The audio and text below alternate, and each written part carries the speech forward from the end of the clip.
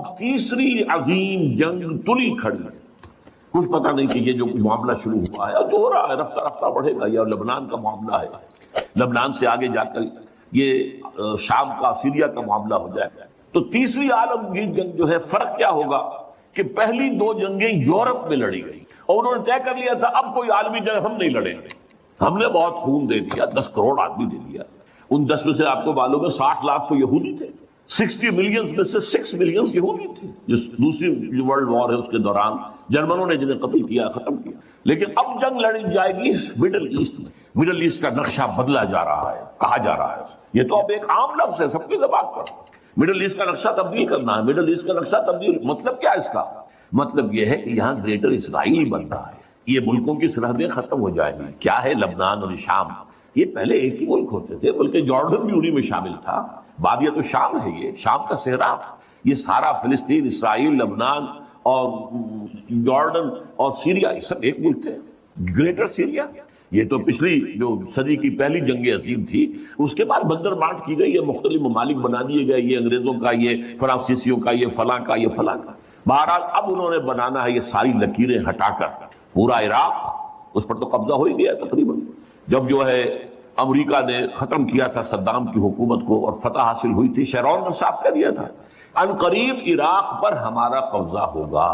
اور اس سے پہلے وہ کہتے تھے ہمارا گریٹر اسرائیل جو ہے دریائے فرات تک ہوگا. لیکن اب انہوں نے کہا نہیں، یہ تو دریائے دجلہ تک جائے گا، ٹائگرس تک، ناٹ یوفریٹس بٹ ٹائگرس.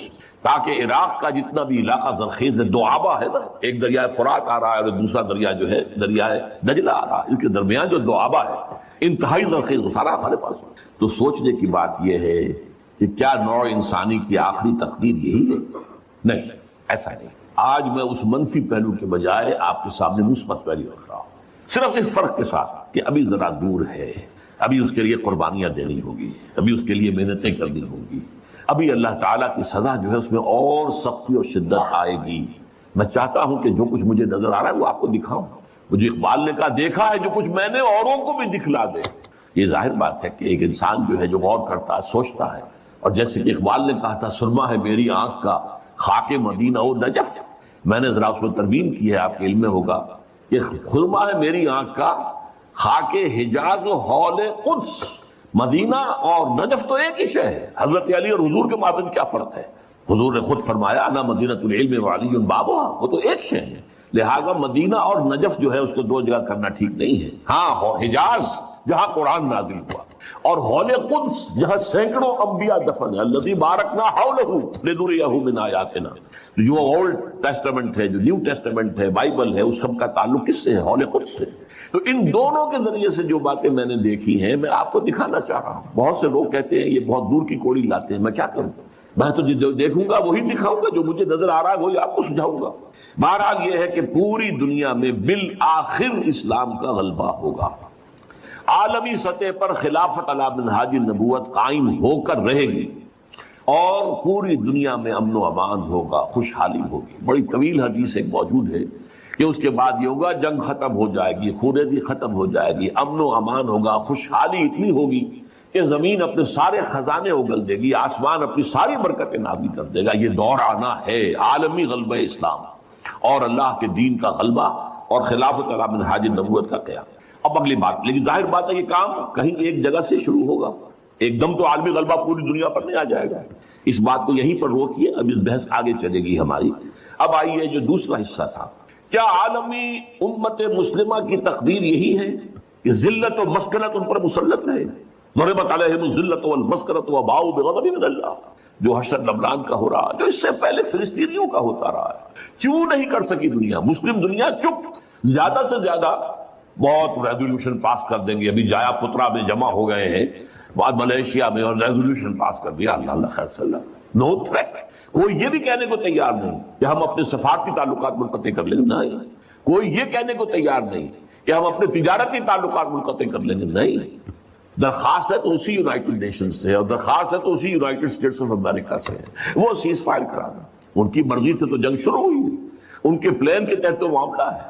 ان کی خواہش ہے کہ جب تک حزب اللہ کی کمر نہ ٹوٹ جائے، کچل نہ دیا جائے، اس وقت تک جنگ بندی نہ ہو. یہ تو دوسری بات ہے. حزب اللہ نے جتنی مقاومت کا مظاہرہ کیا ہے، دے آر سرپرائزڈ. یہ ان کے لیے بالکل ایک سرپرائز ہے. اس قدر ہمت جو ہے ایک جو ہے حزب اللہ جو کہ کوئی ریگولر آرمی نہیں ہے، جس کے پاس ٹینک نہیں ہے، جس کے پاس ہوائی جہاز نہیں ہے.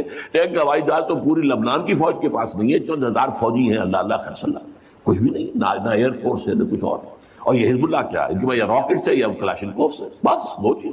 ادھر سے جہاز پر جہاز آ رہا، 200 250 بمباریاں، 200 بمباریاں، لیکن کھڑے. لہٰذا اس اعتبار سے سوچنے کی بات ہے، کیا یہ پوری ذلت و مسکنت کی صورتحال امت مسلمہ پر یوں ہی جاری رہے گی ہمیشہ کے لیے؟ کیا پورا عالم اسلام جو تھرڈ ورلڈ میں آ گیا ہے، سارا عالم اسلام تھرڈ ورلڈ میں، G7 G8 میں کہیں کوئی نام نہیں کسی مسلمان ملک کا، نہ 3 میں نہ 13 میں، اور کیا یہی صورتحال جاری رہے گی کہ ہو گیا مانند آب ارزاں مسلمان کا لہو، پانی کی طرح مسلمان کا لہو بہ رہا ہے. جہاں دیکھو، کشمیر میں دیکھ لو، فلسطین میں دیکھ لو. فلسطین میں تو 50 برس سے بہ رہا ہے، کشمیر میں بھی اب تقریباً جو سمجھیے کہ 20 برس ہونے کو آئے جب سے کہ وہاں پر ایک جو ہے مسلح جدوجہد شروع ہوئی. پھر چچنیا میں کیا ہو رہا، مسلسل ہو رہا ہے. کوسوو میں کیا ہوا، بوسنیا میں کیا ہوا. برف گرتی ہے تو بیچارے مسلمانوں پر، مرتا ہے تو مسلمان. صومالیہ میں کیا ہوا، یہ صورت ہے. آج لبنان میں کیا ہو رہا ہے، یہ صورتحال دیکھیے. کیا یہی ہمیشہ جاری رہے گی؟ نہیں، صورتحال بدلے گی. اور بھی دور فلک ہیں ابھی آنے والے. ناز اتنا نہ کریں ہم کو ستانے والے. یہ عالمی ملت اسلامیہ امت مسلمہ جو ہے، اس کا یہ معاملہ ہوا کیوں ہے؟ ہوا اس لیے، یہ میں اس پر مفصل کتاب لکھ چکا ہوں، سابقہ اور موجودہ مسلمان امتوں کا ماضی حال اور مستقبل. یہ جو ضربت علیہم الذلۃ والمسکنہ، یہ کیفیت جو بنی اسرائیل کے لیے آئی ہے قرآن میں، یہ آج ہم پر کیوں آ گئی ہے؟ کیا وجہ ہے؟ وجہ یہ کہ جو جرم انہوں نے کیا وہ ہم نے کیا. ہم نے قرآن کو پس پش ڈالا. نبذ فریق من الذین اوتوا الکتاب کتاب اللہ وراء ظہورہم، ہم نے اسے اپنا امام تو نہیں بنایا. ہاں، ختم قرآن کے بعد دعا مانگ لیتے ہیں، اللہم اجعلہ لنا اماما ونورا وہدی ورحمۃ، لیکن چلنا نہیں اس کے پیچھے. یہ امام ہی ہے بس ہمارا، کہنے کو امام، اس کی بات ماننی تو نہیں ہے، اس کے احکام پر چلنا تو نہیں. تو اس لیے ہوا کہ ہم آج پوری دنیا میں ایک ملک بھی ایسا نہیں دکھا سکتے جس کے بارے میں ہم پورے اطمینان کے ساتھ دنیا کو یہ کہہ کر دعوت دے سکے کہ come and see with your own eyes, this is Islam. یہ ہے اسلام کی رحمت للعالمینی، یہ ہے محمد رسول اللہ صلی اللہ علیہ وسلم کی رحمت للعالمینی. پورے عالم کے لیے یہ نظام مبنی بر عدل و انصاف، مبنی بر عدل، سماجی عدل، سوشل جسٹس کا نظام جو ہے وہ اللہ نے دیا ہے. آؤ اپنی آنکھوں سے دیکھ لو، اس کے برکات کا مظاہرہ کر لو. مظاہرہ تمہارے سامنے. وہ کتاب جو ہے وہ پڑھنے کے قابل ہے، نہ پڑھی ہو آپ نے ضرور پڑھی، کیونکہ یہ سارے عقدے حل ہوتے ہیں. وجہ کیا ہے؟ یہ کیوں مسلمانوں ہی کا خون بہ رہا ہے؟ ہم تو اللہ کا نام تو لیتے ہیں کم سے کم. ہم اگر 120 کروڑ دنیا میں ہیں تو ان میں سے 20 کروڑ تو ایسے ہوں گے جو اللہ کا نام لیتے ہو مسجدوں میں جا کر. 20 کروڑ نہ ہو، 20 ملین تو ہوں گے جو 5 وقتہ نمازی ہوں. یہ کفار، یہ تثلیث کے قائل، یہ ملحدین، یہ خدا کے منکر. آج قوت ہے تو ان کے پاس، دبدبہ ہے تو ان کا، دنیاوی وسائل ہے تو اس پر قبضہ ان کا. کیوں ہے؟ کیا وجہ ہے؟ دو ہی امکانات ہیں، یا تو اللہ ظالم ہے معاذ اللہ ثم معاذ اللہ، اور یا اللہ لاچار ہے، کچھ کر نہیں سکتا. میں کیا کروں؟ میں نہیں کر سکتا. مانے بھی آپ دونوں باتوں نہیں مان سکتے.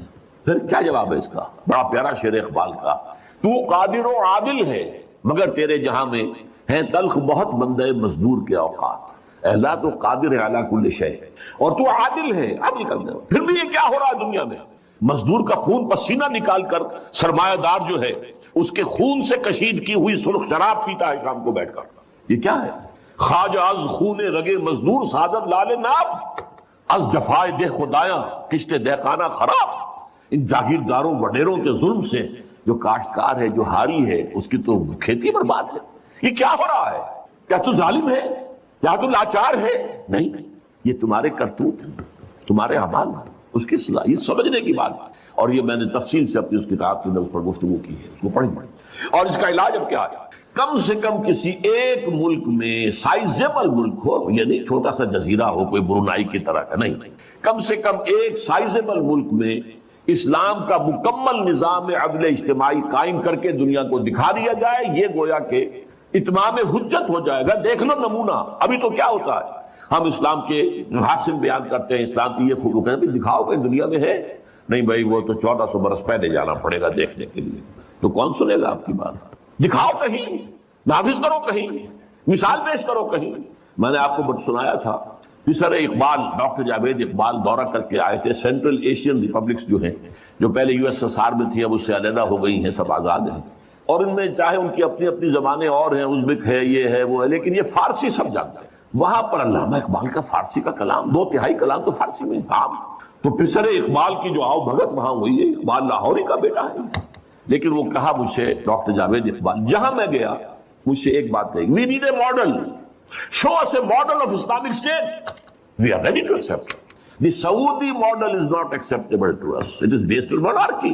بادشاہت پر ہے، ملوکیت پر based ہے. The Iranian model is also not acceptable to us. It is based on theocracy. یہ مولویوں کی حکومت ہے. اسلامک آئیڈیل اسلامک اسٹیٹ کا نمونہ میں دکھا دو، ہم سب کے سب جو ہے لبیک کریں. تو اگر کہیں دنیا میں ایک جگہ بھی وہ اسلامی نظام کا نمونہ دنیا کو دکھا دیا جائے، اتمام حجت ہو جائے گی، اور یہ فرض کفایہ ہو جائے گا پوری امت کی طرف سے. جیسے کسی مسلمان کی نماز جنازہ چند لوگ بھی پڑھ لے تو باقی سب کی طرف سے ادا ہو جاتا تھا. اب نوٹ کر لیجئے، یہ کتابیں اگر آپ پڑھنا چاہیں تو کتاب الملاحم میں پڑھیے. بدترین عذاب عربوں پر آیا کھڑا ہے، سروں پر ٹنا ہوا. بدترین ایسی جنگ ہونی ہے، الملحمۃ العظمیٰ، جس کو کہ میں بھی آپ کو گواہی پیش کر دوں گا، جسے کہا گیا ہے کہ لاسٹ کروسیڈ. بش نے بھی کروسیڈ کا لفظ بول دیا تھا، پھر واپس لیا اس نے. نکل جاتی ہے جس کے منہ سے سچی بات مستی میں. فقیہ مصلحت بھی سے اور ہندے بادہ خار اچھا، کروسیڈ کہہ کر پھر واپس لیا. یہ کروسیڈ اس کے اوپر جس قدر نقصان ہونا ہے عربوں کا. گریٹر اسرائیل بنے گا، یہ عراق، شام، اردن، سعودی عرب کا کچھ شمالی علاقہ، ترکی کا جنوبی علاقہ، مصر کا صحرائے سینا، اور اس کے ساتھ ہی جو بہترین اس کا زرخیز ترین علاقہ ڈیلٹا آف نائل، یہ سب یہودی. اس کو حدیث میں کہا گیا الملحمۃ العظمیٰ. عیسائی 80 علم لے کر مسلمانوں کے اوپر حملہ آور ہوں گے، اور ہر علم کے نیچے 12,000 فوج، 9.5 لاکھ فوج. یہ نیٹو کی تیاری کس کے لیے ہو رہی ہے؟ جب USSR کا خاتمہ ہوا تو پوچھا گیا تھا نیٹو چیف سے، اب کس لیے؟ تمہارا وہ دشمن تو ختم ہو گیا، اب ہمیں اسلامک فنڈامنٹلزم سے نمٹنا ہے. جانتے ہیں خطرہ یہی ہے. اب اسلام ابھر سکتا ہے، مسلمانوں کے سینوں کے اندر وہ آگ ہے، اوپر خاکستر آ گیا ہے، تمہیں اٹھانا بیٹھنا. یہ اندر تو انگارہ ہے، اوپر سے راکھ ہے، اس سے دھوکہ نہ کھا جانا ان کے دلوں کے اندر. اور بش نے کہا تھا مسلمان چاہتے ہیں کہ ہسپانیہ سے لے کر انڈونیشیا تک نظام خلافت قائم کر. اور میں حیران ہوا تھا کہ اس وقت کو ہسپانیہ کا خیال کیسے آ گیا. ہمیں تو کبھی یاد نہیں کیا، ہم تو بھول گئے. وہ تو 500 برس پرانی بات ہے جبکہ وہاں سے ہمیں نکال دیا گیا تھا. اگرچہ اقبال نے کہا تھا ہے ارض فلسطین پہ یہودی کا اگر حق، ہسپانیہ پر حق نہیں کیوں اہل عرب کا. ہسپانیہ میں تو 800 سال حکومت کی مسلمان نے، اور ابھی 500 برس ہی گزرے ہیں. یہودی تو ارض مقدس سے 2000 سال نکالے گئے. انہیں لا کے آباد کیا گیا، عربوں کے سینے میں خنجر ٹھونک دیا گیا. وہ چھوٹا سا جو چاہتا ہے کوئی پوچھنے والا نہیں. امریکہ جیسے اپنے بیٹے کی حفاظت کرے ویسے کرتا. اور حضور نے فرمایا ہے وہ جنگ جب ہوگی تو ایک باپ کے اگر 100 بیٹے ہوں گے تو 99 ختم ہو جائیں گے، ایک بچے گا. یہ حدیث صحیح. اور آپ نے فرمایا ویل للعرب من شر قد اقترب، عربوں کے لیے ہلاکت ہے، عربوں کے لیے بربادی ہے اس شر سے جو قریب آئی. اور آج جس طرح انہوں نے ان کی تہذیب کو اختیار کر لیا ہے، دبئی جا کر بدترین مغربی معاشرہ جو ہے وہ دبئی کے اندر اپنے قائم کر کے دیا. اب سعودی عرب اس راستے پر بڑھ رہا ہے. اور اس کے بعد نمبر 2 پر جو ہے ہم پاکستان میں. لیکن میں اس کے پہلی بات جو کہہ رہا ہوں وہ تو یقینی ہے، اس میں 2 احادیث صحیحہ پڑھ. اگرچہ اس کے بعد پانسا پلٹے گا، پھر حضرت مہدی کا ظہور ہوگا، حضرت عیسیٰ کا نزول ہوگا، اور وہ گریٹر اسرائیل گریٹر گریو یارڈ بنے گا یہودی کا. ایک ایک یہودی قتل ہوگا اور دفن ہوگا. یہ بات میں ہونا ہے. میں پہلی بات فرض کر رہا ہوں. وہ پانسا پلٹے گا جب پلٹے گا. ابھی جو سامنے ہے وہ کیا ہے؟ جس ملحمۃ العظمیٰ کہا حضور نے، جسے آرمیگیڈون کہتے ہیں عیسائی. آرمگیڈون کی اگر کہیں جا کر آپ دیکھیں گے، آپ ڈکشنری میں مانی کیا لکھا ہے، a very big war which will be fought between the forces of evil and good before the end of this world. اس دنیا کی خاتمے سے پہلے خیر اور شر کی قوتوں کے درمیان بہت بڑی جنگ ہوگی. ارمجدون اسے کہتے ہیں عربی میں، اور آرمگیڈون اسے کہتے ہیں. اور یہ بائبل کی آخری کتاب ہے جو اس میں کہ مکاشفات یوحنا، ریولیشنز آف سینٹ جان. یہ تو میں کہہ رہا ہوں یقین کے ساتھ، اور زیادہ دور آیا جاتا ہے. اس لیے کہ یہودیوں کا اور عیسائی جو کنزرویٹوز ہیں، نیو کنزرویٹوز، ان کا 5 نکاتی ایجنڈا ہے متفق علیہ، جس کے تحت یہ جنگ صلیبی شروع کی گئی. تو سن لیجیے آپ. آرمگیڈون نمبر 1، گریٹر اسرائیل قائم ہو جانا اس کے نتیجے میں نمبر 2، مسجد اقصی اور قبۃ الصغریٰ کو گرانا نمبر 3، وہاں تھرڈ ٹیمپل، وہ مسجد جو حضرت سلیمان نے بنائی تھی 1000 قبل مسیح، پھر برباد کی تھی نبوکدنضر نے، دوبارہ بنائی گئی، پھر دوبارہ ختم ہوئی 70 عیسوی اب تک گری پڑی ہے. ان کا خانہ کعبہ گرا ہوا ہے 70 عیسوی سے لے کر آج تک. ایک دیوار ہے ویلنگ وال، جہاں جاتے ہیں، روتے ہیں، پیٹتے ہیں، باتیں کرتے ہیں. وہاں وہ بنے گا تھرڈ ٹیمپل. اور نمبر 4، اس میں لا کر رکھا جائے گا تخت حضرت داؤد. یہ تخت کہاں ہے اس وقت؟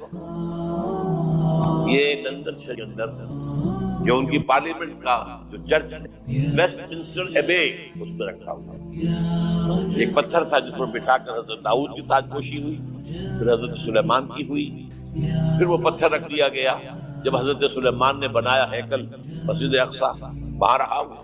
ہر بادشاہ جو تھا یہودی اسی کے اوپر بٹھا کر اس کی تاج پوشی ہوتی. سن 70 میں ٹائٹس نے گرایا اسے ہیکل کو، وہ پتھر لے گیا، وہاں سے روم گیا، روم سے آئرلینڈ گیا، آئرلینڈ سے اسکاٹ لینڈ آیا، اسکاٹ لینڈ سے انگلینڈ آیا، اور اب وہ رکھا ہوا ہے 14ویں صدی سے آج تک. وہ ویسٹ منسٹر ایبے میں رکھا ہوا، ایک کرسی سیٹ میں اسے بنا دیا گیا ہے تخت کی شکل. اب انگریزوں میں کوئی ملکہ ہو، کوئی بادشاہ ہو جس کی بھی تاج پوشی ہوگی، اس میں ہو. یہ لا کر رکھا جائے گا تھرڈ ہے. اور اس پر یہودیوں کے خیال کے مطابق ان کا مسیحا آئے گا جو مسیح دجال. عیسائیوں کے خیال کے مطابق حضرت عیسیٰ آئے گی، وہ ہمارا بھی خیال ہے حضرت عیسیٰ آئے گی علیہ السلام. ہمارا یہ تو بات کی بات ہے. اس وقت جو عرض کر رہا ہوں، عربوں پر بہت بڑا عذاب، اور پاکستان کا معاملہ بنتا ہی ہے. میں یقین سے نہیں کہہ سکتا. ہینگنگ ان دی بیلنس، ہو سکتا ہے اللہ تعالیٰ ہم پر رحم فرمائے، ہو سکتا ہے اگرچہ اسی کی شرائط ہے. جمل کے مالک اگر بنا دیں موافق اپنا شعار، اب جمن میں آ سکتی ہے پلٹ کر جمن سے روٹھی بہار. اب ہو سکتا ہے، اور یہ بھی ہو سکتا ہے کہ اللہ تعالیٰ نے معجزانہ طور پر ہمیں ملک دیا، ہم نے اللہ سے بدعہدی کی، وعدہ خلافی کی، غداری کی، لہذا سزا دی جائے اور ہم سے یہ ملک چھین لیا. It's just possible. دور کا سمجھے، انہونی بات نہ سمجھے. جو گھیراؤ ہو رہا ہے آپ کے مغرب میں نیٹو فورسز اور مشرق میں بھارت فورسز، بھارتی فورسز گدھوں کی طرح بیٹھے ہوئے انتظار کر رہے ہیں. پاکستان اور ڈیسٹیبلائز ہو جائے، یہاں اور بدامنی ہو جائے. اب لاہور میں پھر آج دھماکے ہو گئے. 2 دن پہلے کا دھماکہ میں سہ کے آیا ہوا ہوں آپ کے سامنے. وہ جانے بچی نہیں. جو ہماری اکیڈمی کا حشر ہوا میں آپ کو نہیں بتا سکتا. یہ سارا کیوں ہو رہا ہے؟ تاکہ یہاں بدامنی ہو جائے اور ہمیں جواب مل جائے. مغرب سے نیٹو فورسز داخل ہو جائیں، مشرق سے بھارتی فورسز آ جائیں، اور ہمارے ایٹمی دام توڑ کر اور پھر ہمیں بھارت کے سامنے ڈال دیا جائے. نو ڈو ایز یو لائک. یہ ان کا نقشہ ہے. ہوگا کیا؟ وہ اللہ چاہتا ہے. ہوگا وہ جو اللہ چاہے. لیکن اللہ کا چاہنا جو ہے وہ کس پر منحصر ہے؟ یہاں انقلاب برپا کرو، یہاں اسلام لاؤ. اگر دھندوں میں لگے رہو گے تو وہ خود بخود نہیں آ جائے گا. صحابہ نے جانیں دی تھی، کتنی تکلیفیں اٹھائی. 12 برس تک مکی دور کے اندر با نشہ درویشی در ساز و دمادم سن، جو پختہ شبی خضرا پر سلطنت جنگ سن. یوم طائف یاد ہے جو حضرت عائشہ فرماتی ہے کہ میں نے پوچھا تھا حضور سے کہ یوم احد سے زیادہ سختی بھی آپ پر کبھی آئی کہ ایک عالمگیر اسلامی انقلاب آ کر رہے گا جیسے حضور کے دست مبارک سے اور آپ کے حیات طیبہ کے دوران جزیرہ نما عرب میں ایک اسلامی انقلاب آیا. اب اس میں حضور کی طرف سے حدیث سنیے ایک حدیث ہے، بڑی پیاری حدیث ہے، حضور نے اپنے دور سے لے کر اور قیامت تک 5 ادوار کا ذکر کیا ہے. مجھے یاد نہیں رہا، ہم نے ان حدیثوں کو ایک 4 ورقے کی شکل میں بہت عام کیا ہے، لاکھوں کی تعداد میں شائع کیا ہے. میرا خیال تھا کہ میں لے آؤں گا یہاں بھی آپ کے لیے تحفے کے طور پر، بھول گیا. یہ حدیث جو ہماری اتاری ہوئی شریعت کے مطابق فیصلے نہیں کرتے، وہی تو کافر ہیں، وہی تو مشرک ہیں، وہی تو فاسق ناہنجار ہیں، باغی. اخلاقیات کی بنیاد کیا ہے؟ کیا نیکی اور بدی کی کوئی مستقل اقدار ہے؟ Good and evil are they permanent values? جیسے آج کل کی بات ہو گئی ہے، بہت بڑی گمراہی کی بات ہے کہ بہت عام کہی جاتی ہے، نتھنگ از گڈ اور evil, only thinking makes it so. نہ کوئی نیکی ہے، نہ کوئی بدی بدی ہے. ہمارے سوچنے کا انداز ہے، کسی کو نیکی کہہ دیتے، کسی کو بدی نہیں. یہ مسائل ہیں جن سے روز اول سے فلسفی لوگ ان کے بارے میں غلطاؤں پیش رہے، سوچتے رہے، غور و فکر کرتے رہے. وہ سارا سفر جو آدم سے لے کر محمد تک صلی اللہ علیہ وسلم تمام فلسفیوں نے ذہنی سفر طے کیا، وہ حضور کو ان چند دنوں میں غار حرا کی خلوت میں طے کرا دیا گیا، تاکہ انسان نے بحیثیت انسان جو کچھ سوچا ہے وہ آپ کے علم میں آ گئے. اس کے بعد اب اقرا بسم ربک الذی خلق. انسانی سوچ تو یہیں تک ہے، اب پڑھو اپنے رب کا نام لے کر جس نے تمہیں علق سے پیدا کیا. اور اس کے بعد پھر 2 حکم آئے. اب یہ غور و فکر کا ایک دور تو ختم ہو گیا، فلسفیانہ غور و فکر تکمیل کو پہنچا، ایک دوسرا شروع ہو گیا. اب ایک فکر دامنگیر ہوا، یہ میرے اوپر کتنی بڑی ذمہ داری آ گئی ہے، یہ معاشرہ ٹھیک ہو سکتا ہے؟ یہاں امکان ہے اصلاح کا. خود قرآن نے کہا انا سنلقی علیک قولا ثقیلا، ہم آپ پر ایک بہت بھاری بوجھ ڈالنے والے ہیں. اب یہ فکر دامنگیر ہوئی، اس کے لیے غور کرتے رہتے، سوچتے رہتے. تو دونوں یہ صورتیں شروع ہوتی ہے، اے نبی اب یہ غور و فکر کا کام چھوڑیے، اب میدان میں آئیے، کمر کس لیجیے. یا ایھا المزمل قم یا ایھا المدثر قم. دونوں جگہ ایک ہی امر ہے، قم، کھڑے ہو جاؤ، کمر بستہ ہو جاؤ. لیکن عجیب بات ہے، میں 2 منٹ لے رہا ہوں اس پر. رات کو کمر کسو، کھڑے رہو ہمارے سامنے. قم اللیل الا قلیلا نصفہ او انقص منہ قلیلا او زد علیہ ورتل القرآن ترتیلا. یہ مشقت جانگسن، اگرچہ اخلاق کے اعتبار سے آپ انسانیت کی بلندی پر ہیں، انک لعلی خلق عظیم، لیکن یہ بوجھ جو آپ پر آیا ہے نبوت و رسالت کا، اس کے لیے آپ کو کچھ اور مشقت جھیلنے کے لیے تیاری کرنی ہے. ان ربک یعلم انک تقوم ادنی من ثلثی اللیل ونصفہ وثلثہ وطائفۃ من الذین معک. پھر اللہ نے بتایا، اللہ کے علم ہے نبی، کہ آپ اور آپ کے ساتھیوں کی جماعت کھڑی رہتی ہے رات کو 2/3 رات، یا کم سے کم نصف یا تہائی جب. یہ تو تھی وہ روحانی ایکسرسائز اور ترقی جو حضور اور صحابہ کرام سے کرائی گئی ہے آئندہ کے مراحل کے لیے. میدان میں آؤ تو کیا کرنا ہے؟ یا ایھا المدثر قم، کیا کرنا ہے دن میں؟ انذر، خبردار کرو انہیں. یہ بڑے بھلاوے میں آ گئے ہیں، دنیا نے انہیں ہم سے غافل کر دیا ہے. دنیا کی محبت میں آ کر یہ آخرت سے غافل ہو چکے ہیں. انہیں خبردار کیجئے، زندگی یہی زندگی نہیں ہے. مرنے کے بعد اٹھائے جاؤ گے، پورا حساب کتاب ہوگا زندگی بھر کا اعمال کا، اور اس کے بعد جزا ہوگی یا سزا ہوگی. وَإِنَّهَا لَجَنَّةٌ أَبَدًا وَلَنَارٌ أَبَدًا. یہ انذار ہے، خبردار کرنا ہے. تو حضور کے بالفعل جو آپ کا مشن ہے، اس میں شروع میں انذار غالب ہے. وہ تو اب تک کچھ لوگوں نے تسلیم کیا، کچھ لوگ ایمان لائے، کچھ لوگ قریب آئے، کچھ تربیت میں سے گزر رہے، انہیں بشارت دے دیتا تمہارے لیے بشارت ہے، سلام علیکم. یہاں تک کہا گیا ہے نبی یہ جو ہمارے مومن بندے آپ کے پاس آتے ہیں، وَخْفِضْ جَنَاحَكَ لِلْمُؤْمِنِينَ، ذرا اپنے کندھوں کے ان کے سامنے جھکا کر رکھا کیجیے، ان پر شفقت کیجیے، ان سے محبت کے ساتھ پیش آئیے. یہ ہمارا تحفہ ہے آپ کے لیے، ہم نے انہیں چنا ہے آپ کے لیے، یہ آپ کے صحابی بنیں گے. انقلاب کے اندر یہی تو دست و بازو ہوں گے. ٹھیک ہے، ان میں غلام بھی ہے، ان میں غریب بھی ہے، ان میں مزدور بھی ہے، لیکن یہی ہے جو تاریخ کے دھارے کا رخ موڑیں گے. پھر بشارت کا دور آیا ہے بعد میں، شروع میں تو انذار ہے. یا میرا جی چاہ رہا ہے میں آپ کو حضور کا ایک خطبہ اور سنا دوں انذار ہی کے حوالے سے. جب آیت آئی کہ اب انذر عشیرتک الاقربین، اے نبی اب اپنے قریب کے رشتہ داروں کو خبردار کیجیے. یہ جو مشن شروع ہوا حضور کا، یہ ہمارے آج کے واعظوں کے مانند نہیں ہے کہ دنیا بھر میں واعظ کہتے پھرتے گھر والوں کی خبریں نہیں. اولاد کدھر جا رہی ہے اس کے بارے میں فکر ہی نہیں. واعظ بہت بڑے ہیں. Charity begins at home. سب سے پہلے دعوت دیجیے اپنے گھر والوں کو اور اپنے رشتہ داروں کو. وانذر عشیرتک الاقربین، تو حضور نے حکم دیا حضرت علی کو رضی اللہ تعالی علی، ایک دعوت طعام کا بندوبست کرو اور سب بنی ہاشم کو بلا لو. بنو ہاشم میں تھے قریبی رشتہ دار. یہ آپ کو معلوم ہونا چاہیے کہ جیسے ہمارے ہاں ایک قبیلہ ہوتا وٹو قبیلہ، اب وٹو میں مانے کے، لالے کے، شامت کے یہ ہوتے ہیں نا، پھر ان میں خاندان ہوتے ہیں، وہ شاہ محمد تھا اس کی اولاد جو ہے وہ شاہ محمد کی ہو گئی، لالا کوئی ہوگا لالے کے ہو گئے، مانے کے ہو گئے، لیکن ہے سب بٹو۔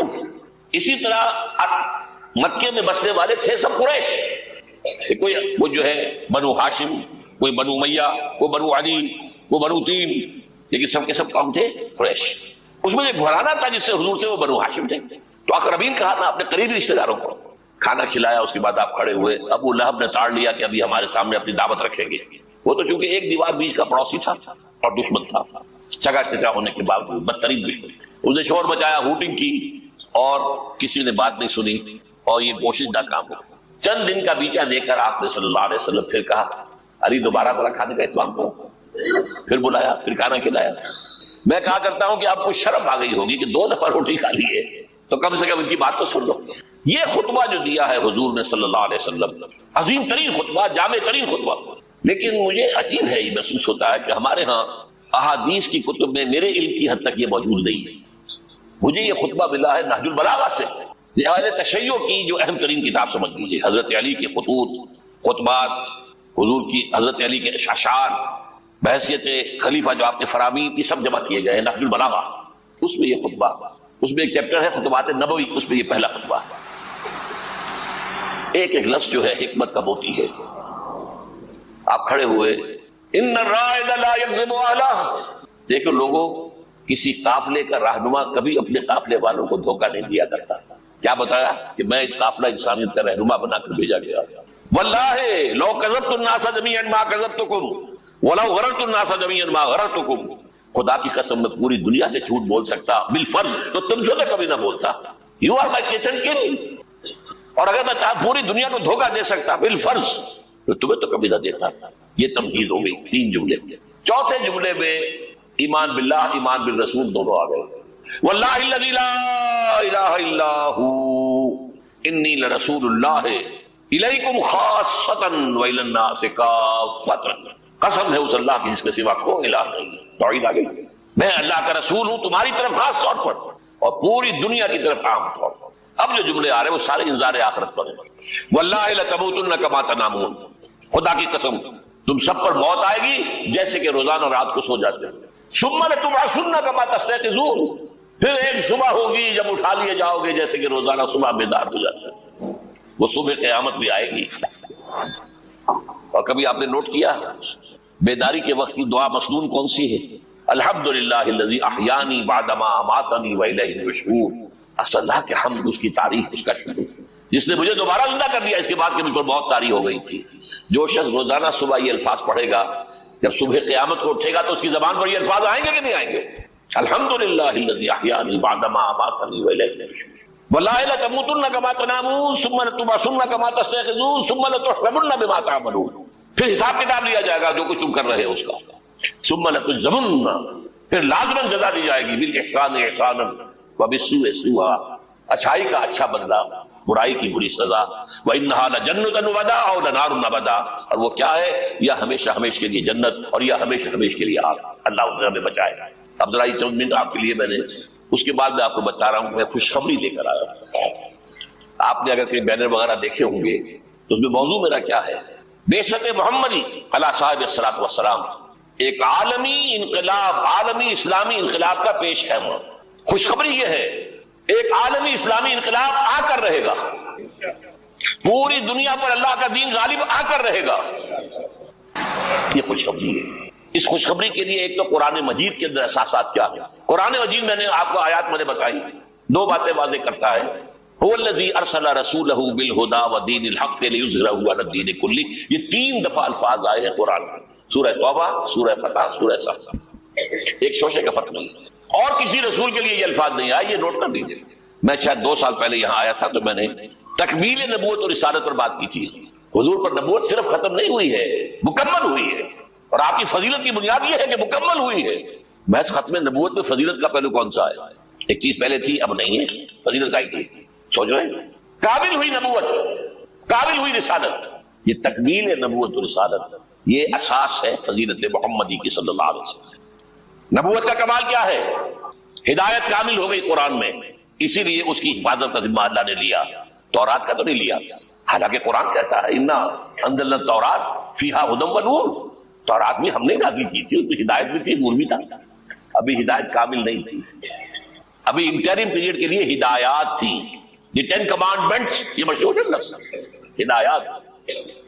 نمبر 2 دین حق غالب ہوا، کامل ہوا. الیوم اکملت لکم دینکم واتممت علیکم نعمتی ورضیت لکم الاسلام دینا. تکمیل ہدایت قرآن میں، تکمیل نظام حق دین حق. تکمیل رسالت آپ نے صرف دین حق کی تبلیغ نہیں کی، اس کو قائم کر کے دکھایا ہے. اور تکمیل رسالت آپ پہلے اور آخری رسول ہیں اللہ کے، جو پوری نوع انسانی کے لیے بھیجے گئے. پہلے ہر رسول اپنی قوم کی طرف آتا تھا. وَإِلَىٰ عَادٍ أَخَاهُمْ هُودًا وَإِلَىٰ ثَمُودَ أَخَاهُمْ صَالِحًا وَإِلَىٰ مَدْيَنَ أَخَاهُمْ شُعَيْبًا إِنَّا أَرْسَلْنَا نُوحًا إِلَىٰ قَوْمِهِ. حضرت مسیح بھی رسولاً إِلَىٰ بنی اسرائیل، پوری نوع انسانی کے لیے نہیں آئے تھے. واحد اللہ کے رسول پہلے اور آخری وہ محمد ہے صلی اللہ علیہ وسلم، جو پوری نوع انسانی کے لیے بھیجے گئے. اس کے لیے میں نے آپ کو یہ 5 مقامات پر آیا قرآن میں، الفاظ مختلف ہیں. وہ تینوں ایک جگہ پر ایک ہی الفاظ میں آئے ہیں، تینوں 3 جگہ پر، یہ ذرا مختلف ہے. وَمَا أَرْسَلْنَاكَ إِلَّا كَافَّةً لِلنَّاسِ بَشِيرًا وَنَذِيرًا. ہم نے نہیں بھیجا ہے نبی آپ کو مگر تمام انسانوں کے لیے بشیر اور نذیر بنا کر. وَمَا أَرْسَلْنَاكَ إِلَّا رَحْمَةً لِلْعَالَمِينَ. اور نہیں بھیجا ہے آپ کو مگر تمام جہانوں کے لیے رحمت بنا کر. اور اے نبی کہہ دو یا ایھا الناس انی رسول اللہ الیکم جمیعا، میں تم سب کی طرف اللہ کا رسول بن کر آیا ہوں. وہ میں نے خطبہ سنایا اس کے اندر بھی موجود ہے، پہلے دن سے موجود ہے. پہلے دن سے حضور پر بات واضح تھی. یہ آیت تو بعد میں نازل ہوئی ہے. واللہ الذی لا الہ الا هو انی لرسول اللہ الیکم خاصۃ والی الناس کافۃ. اب نتیجہ نکالیے اس کا صغرا کبرا. حضور کو بھیجا دین کے غلبے کے لیے، بھیجا پوری نوع انسانی کے لیے. تو جب تک پوری نوع انسانی پر اللہ کا دین غالب نہ ہو، کیا حضور کا مقصد بعثت مکمل ہو گیا؟ جزیرہ نما عرب پر اللہ کا دین غالب ہو گیا، عربوں کی حد تک دین کی تبلیغ مکمل ہو گئی.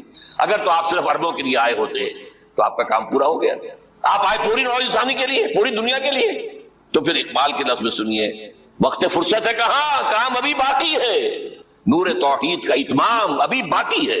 تو پوری دنیا جب تک اس نور توحید سے جگمگا نہ اٹھے، پوری دنیا جب تک نور رسالت سے منور نہ ہو جائے، اس وقت تک وقت فرصت ہے کہاں، کام ابھی باقی ہے.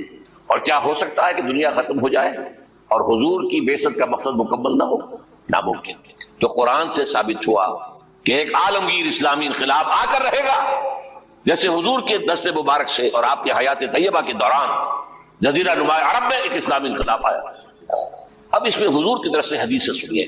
ایک حدیث ہے، بڑی پیاری حدیث ہے، حضور نے اپنے دور سے لے کر اور قیامت تک 5 ادوار کا ذکر کیا ہے. مجھے یاد نہیں رہا، ہم نے ان حدیثوں کو ایک 4 ورقے کی شکل میں بہت عام کیا ہے، لاکھوں کی تعداد میں شائع کیا ہے. میرا خیال تھا کہ میں لے آؤں گا یہاں بھی آپ کے لیے تحفے کے طور پر، بھول گیا. یہ حدیث جو ہے حضرت نعمان بن بشیر سے ہے رضی اللہ تعالیٰ عنہ، اور مسند احمد بن حنبل میں ہے رحمۃ اللہ علیہ. حضرت نعمان بن بشیر فرماتے حضور نے ارشاد فرمایا تکون النبوۃ فیکم ما شاء اللہ ان تکون. لوگوں دیکھو، نبوت تمہارے مابین رہے گی جب تک اللہ چاہے گا کہ رہے. ثم یرفع اللہ اذا شاء یرفعها. پھر جب اللہ چاہے گا اسے اٹھا لے گا. کیا مطلب؟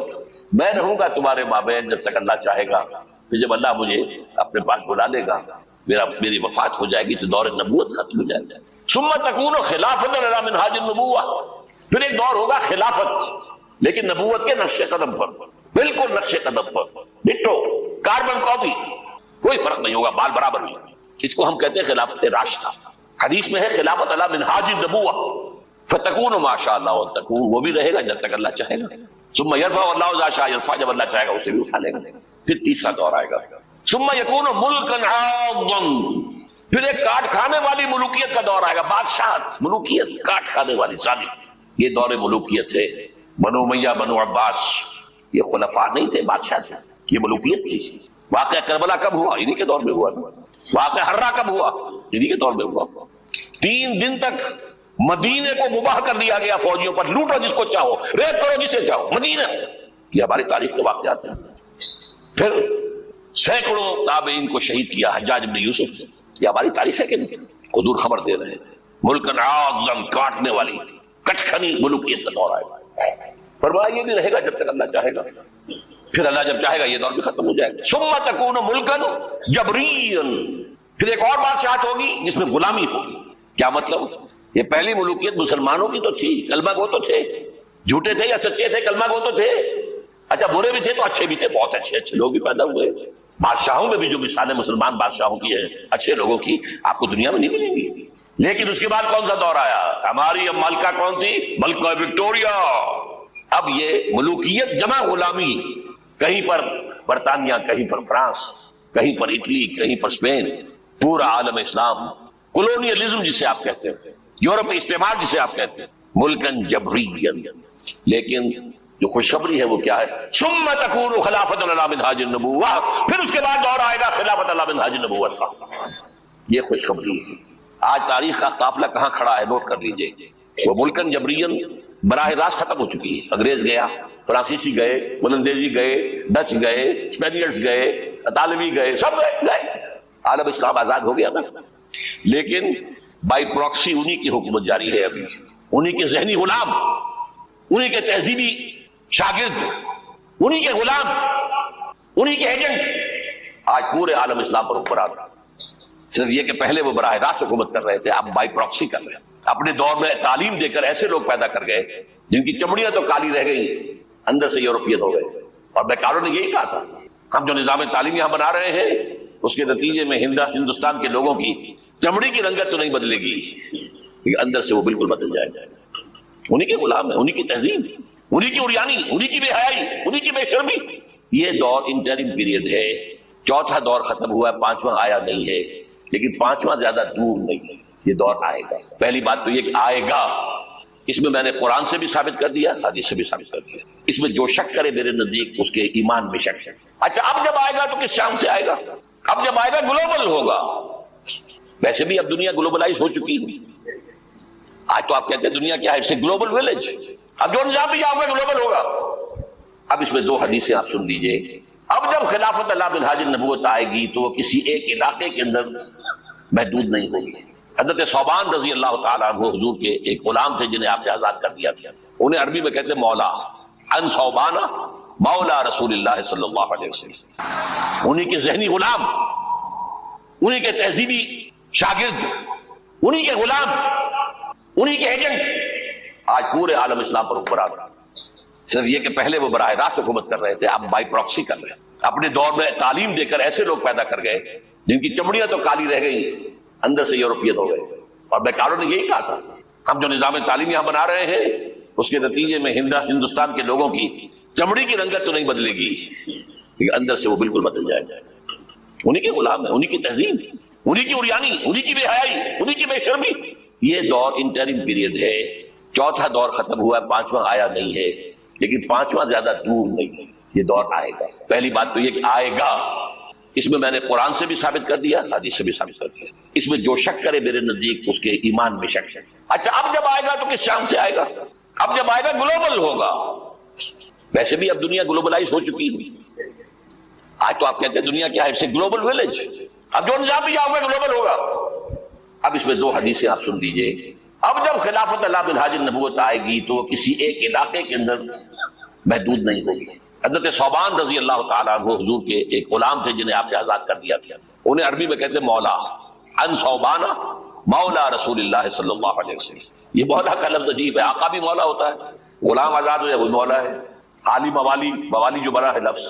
بہرحال ان ثوبان مولا رسول اللہ صلی اللہ علیہ وسلم قال، حضور نے فرمایا صلی اللہ علیہ وسلم، قال النبی صلی اللہ علیہ وسلم ان اللہ زوالی الارض، اللہ نے میرے لیے ساری زمین کو لپیٹ دیا، فرأیت مشارقہا و مغاربہا، میں نے سارے مشرق دیکھ لیے، سارے مغرب دیکھ لیے۔ اب اس کو نہ سوچیے کیسے دیکھ لیے ہوں گے، زمین تو گول ہے، لپٹی کیسے ہوگی؟ یہ معاملہ اللہ کا اس کے رسول کے معاملے میں۔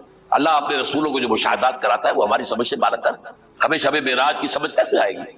فَأَوْلَىٰ إِلَىٰ عَبْدِهِ مَا أَوْحَىٰ، ہمیں کیا پتا کیا راز و نیاز کی باتیں ہوئی تھی، ہمیں کیا اندازہ۔ بہرحال حضور فرماتے ہیں ان اللہ زوالی الارض، زمین لپیٹ لی، فرأیت مشارقہا و مغاربہا، میں نے سارے مشرق دیکھ لیے، سارے مغرب دیکھ لیے۔ وَإِنَّ أُمَّتِي سَيَبْلُغُ مُلْكُهَا مَا سُئِلَ مِنْهَا، سنو میری امت کی حکومت ان تمام علاقوں پر قائم ہوگی جو مجھے زمین کو لپیٹ کر دکھا دیے گئے۔ کوئی شک ہے؟ اگر شک ہو تو اپنے ایمان کی خیر بنائیے۔ یہ روایت صحیح مسلم کی ہے، صحیحین کی روایت جو ہے وہ تو سب سے ٹاپ۔ دوسری حدیث مقداد ابن الاسود رضی اللہ تعالیٰ عنہ، وہ فرماتے ہیں حضور نے فرمایا لا يبقى على ظهر الارض بيت وبر ولا بدر الا ادخله الله كلمة الاسلام۔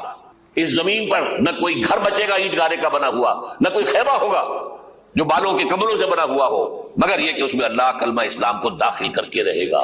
بعز عزیز او ذل ذلیل، یا تو کسی باعزت کے اعزاز کے ساتھ وہ ایمان خود قبول کرے گا، اسلام اس کے اندر داخل ہوگا، اس کا بھی اعزاز ہوگا۔ وَلِلَّهِ الْعِزَّةُ وَلِرَسُولِهِ وَلِلْمُؤْمِنِينَ وَلَكِنَّ الْمُنَافِقِينَ لَا يَعْلَمُونَ۔ اور جو نہیں اسلام قبول کرے گا اسے نیچے ہو کر رہنا پڑے گا۔ یؤتُوا الْجِزْیَۃَ عَن یَدٍ وَهُمْ صَاغِرُونَ، انہیں اسلام کی سپریمیسی قبول کرنی پڑے گی۔ کوئی گھر نہیں بچے گا جس میں کہ اللہ کا کلمہ داخل نہ ہو جائے۔ حضرت مقداد کہتے ہیں پھر میں نے اپنے دل میں کہا وَيَكُونُ الدِّينُ كُلُّهُ لِلَّهِ، یہ جو سورہ انفال میں الفاظ آئے ہیں دین کل کا کل اللہ کے لیے ہو جائے تب تو یہ ہو جائے گا۔ تو اس خوشخبری کو سامنے رکھیے۔ حضور کا مقصد بعثت غلبہ دین، بھیجا گیا پوری نوع انسانی کے لیے۔ تکمیل اس وقت ہوگی جب پورے عالم انسانیت پر دین کا غلبہ ہو جائے، جیسے 1400 برس قبل عرب میں ہو گیا، اور یہ ہو کر رہے گا۔ اس کی خبر 5 ادوار کے اعتبار سے حضور نے دے دی۔ اس کے گلوبل ہونے کی حضور نے 2 حدیثیں میں نے آپ کے سامنے رکھ دی، ہمیشہ شک۔ اور آج دنیا ادھر جا رہی ہے، اور دنیا کو ہے پھر مار کا روح و بدل پیش، تہذیب نے پھر اپنے درندوں کو ابھارا، اللہ کو پابر دیے مومن پہ بھروسہ، ابلیس کو یورپ کی مشینوں کا سہارا۔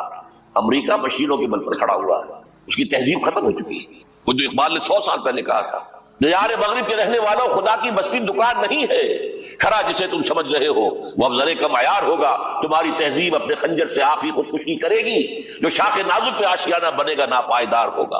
اور آج کیا ہوا ہے وہاں؟ صدر امریکہ فرماتا ہے کلنٹن، جو اس کا آخری state of the union address تھا آخری، القریب امریکی قوم کی اکثریت حرام زادوں پر مشتمل ہوگی۔ اس کے الفاظ کیا ہیں؟ born without any wedlock، کوئی شادی کا بندھن نہیں ہے، ماں باپ میں بچے پیدا ہو رہے ہیں۔ ان کو آپ کیا کہتے ہیں؟ حرام۔ اب لوگوں کی اکثریت کو پتہ ہی نہیں ہمارا باپ کون تھا، جانتے نہیں۔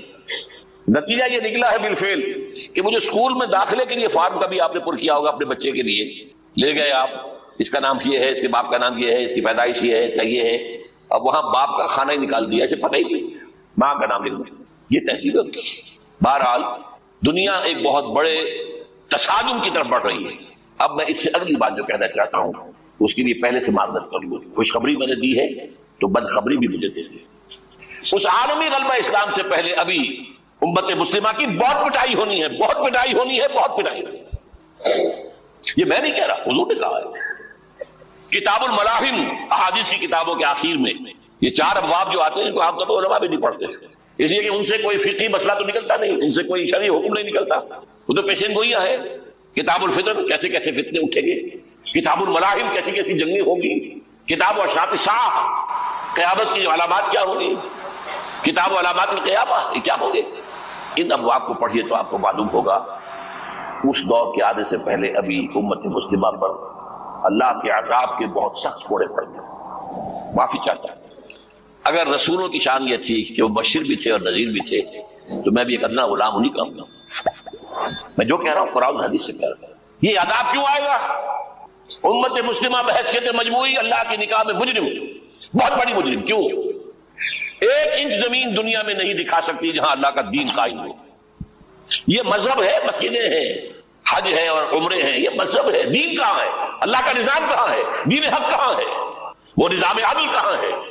وہ نظام سیاست کہاں ہے؟ وہ قانون شریعت کہاں ہے؟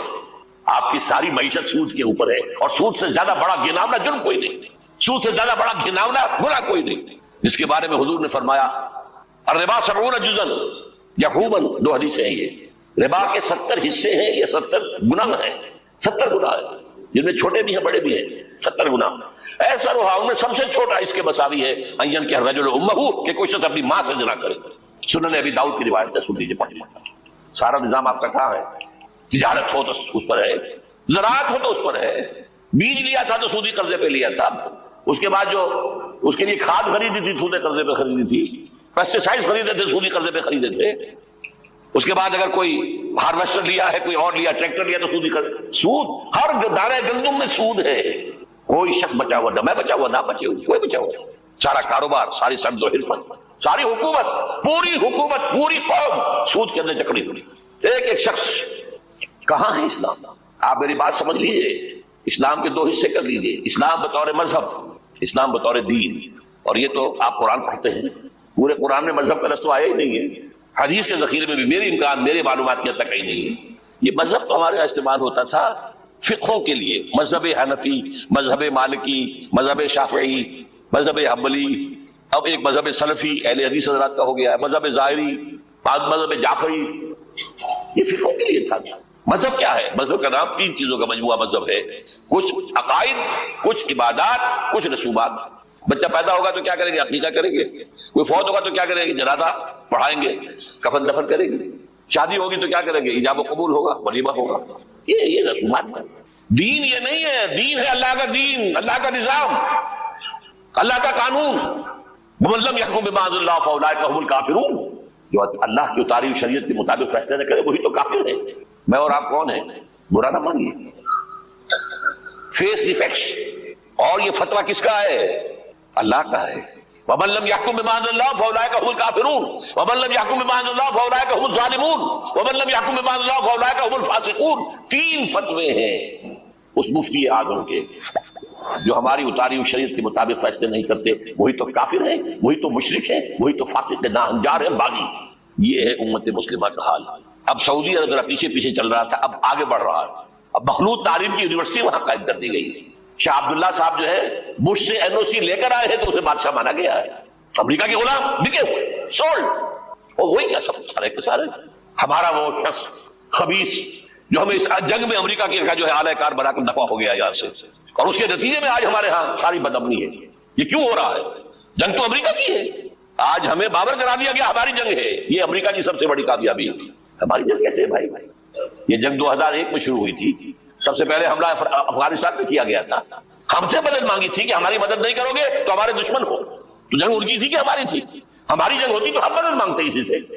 نہ کوئی جرم ثابت تھا اسامہ کا، نہ کوئی جرم ثابت تھا طالبان کا۔ جرم ایک ہی ہوا تھا کہ کچھ شریعت محمدی نمایاں ہو رہی تھی، اس کی برکات کا ظہور ہو رہا تھا۔ 90% عراق کے اندر امن قائم ہو گیا۔ یہ بات کہی اقبال نے 1936 میں، ان کی آخری نظموں میں سے ہے، ابلیس کی وجہ سے شورا۔ اس میں ابلیس کہتا ہے کہ نہ مجھے جمہوریت سے کوئی ڈر ہے، میرا اپنا بنایا ہوا نظام ہے، وہی شیطانی نظام ہے۔ یہ ہم نے خود شاہی کو پہنایا جمہوری لباس، جب ذرا آدم ہوا ہے خود شناس و خود نگر۔ نہ اشتراکیت سے مجھے کوئی ڈر ہے، کب ڈرا سکتے ہیں مجھ کو؟